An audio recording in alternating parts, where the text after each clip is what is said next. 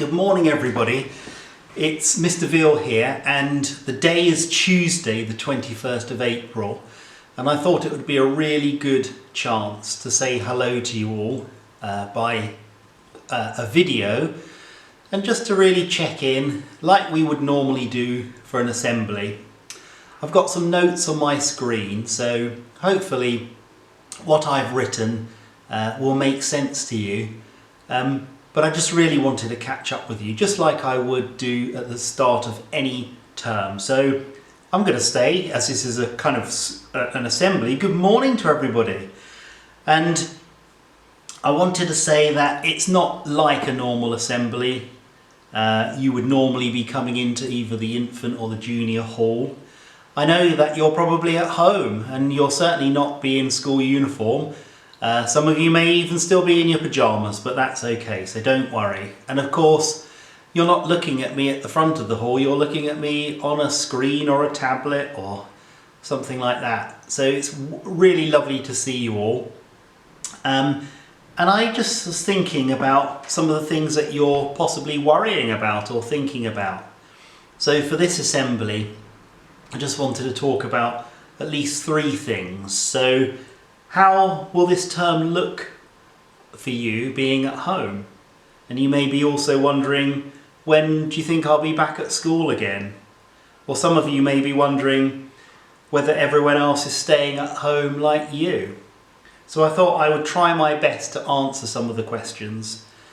But obviously, I honestly don't have all of the answers. I don't think any of us have the answers. But like everything, I think it would be worthwhile starting with what we actually do know. So, how do I think this term will work with you being at home? My honest answer to that is that I don't really know. But I know that we will support you and your parents at home, whatever the worry is.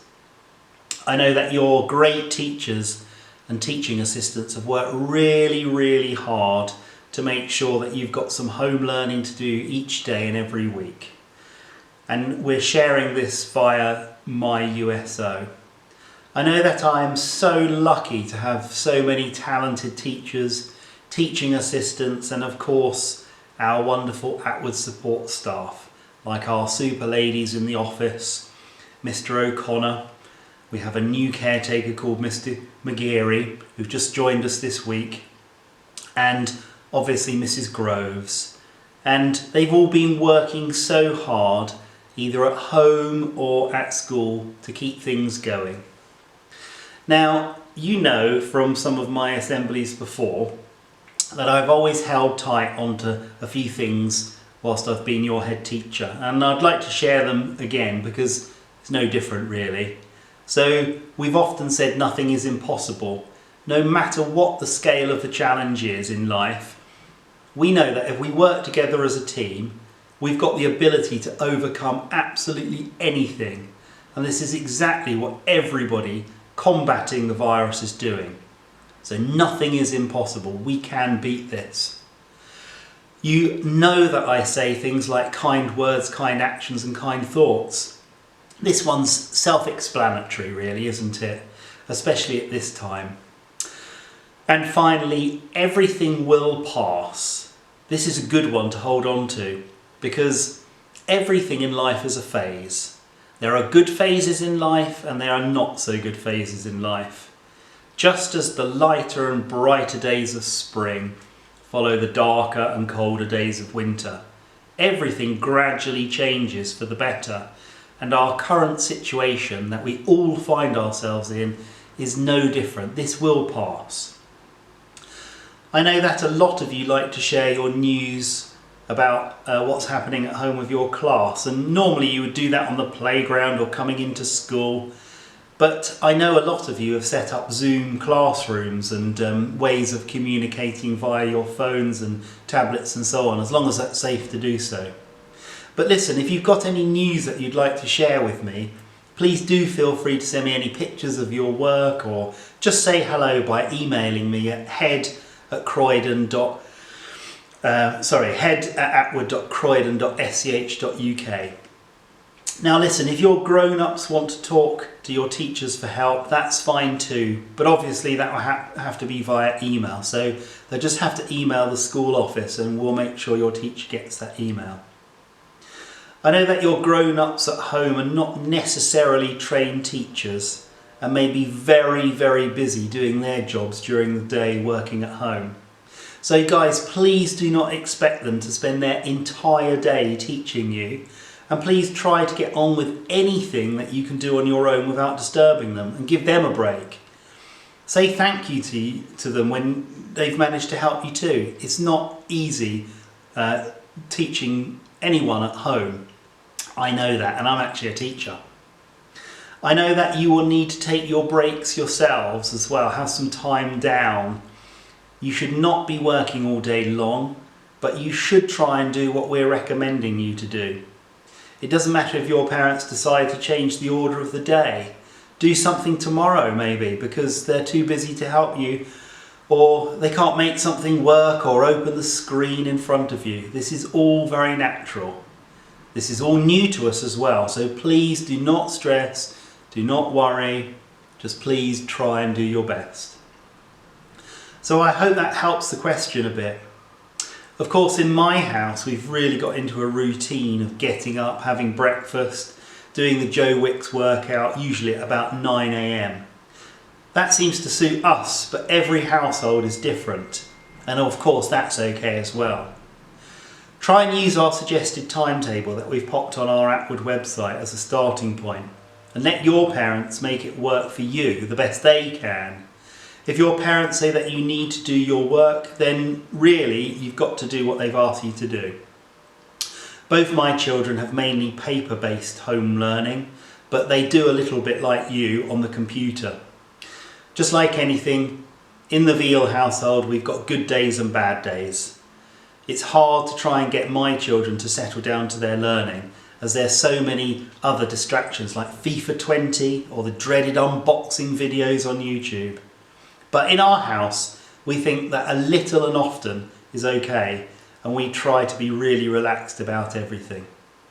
So the second question that you might be asking is, when do you think we'll be back at school?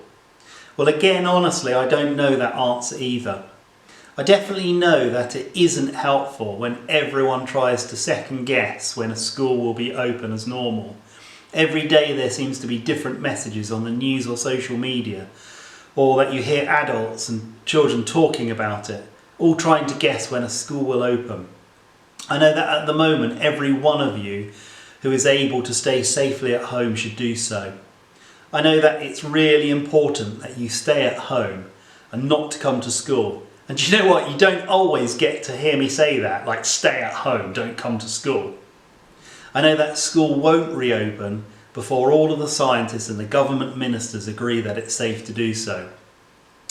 I know that we will have our celebrations for when we turn 60. They may not be in June, but they might be in September or October, but we will celebrate turning 60. And for our leavers in Year 6, I promise you, we will have some sort of celebration. I don't know when that will be, but you won't leave us without saying a proper goodbye. The third question that some of you might be asking is, well, is everybody else staying at home and staying safe like me? I think I can answer that one pretty safely. I know that almost everybody is following the government's instructions to stay at home. I know that on most days since school stopped for most of you, out of about 420 Atwood children, about 410 children have been at home. I know that a few children have to come to school, but they're only having to come to school because their parents are key workers. They have to go out and work to help combat the virus and keep people safe.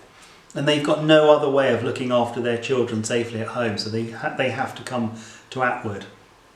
I know that the children who do come to Atwood are really well looked after. They do the Joe Wicks workout in the morning, and then they try and do some of their learning via My USO set for their year group. They play a bit, they read a bit, they eat their lunch, and then they go home. And the adults and the children, we have to stay 2 meters apart to keep safe. You are not alone being at home, and you're not missing out, I promise you. Think of them, the staff in school and our parents who are going out to work as key workers. They too are helping us stay safe at home, keeping us safe, or in some cases being incredibly brave, working with those who are really poorly.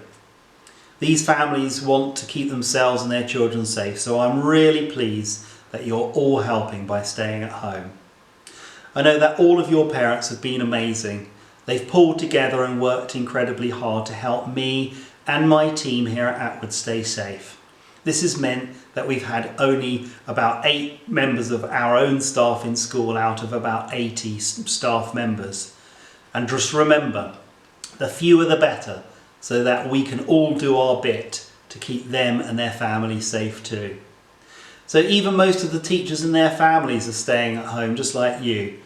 We've switched to doing everything we possibly can at home. Finally, I'm sure there are many other questions that you would like answered, but I think this will do for now.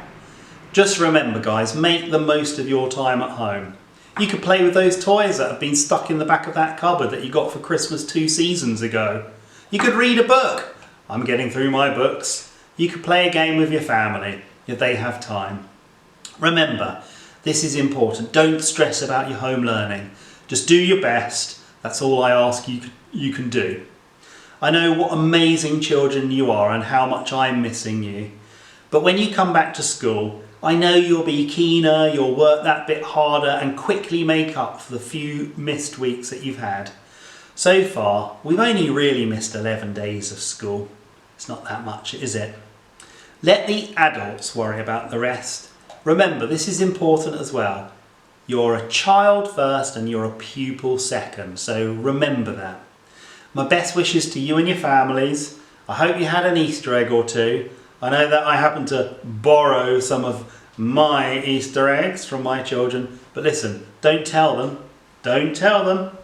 And by the way, just for you guys,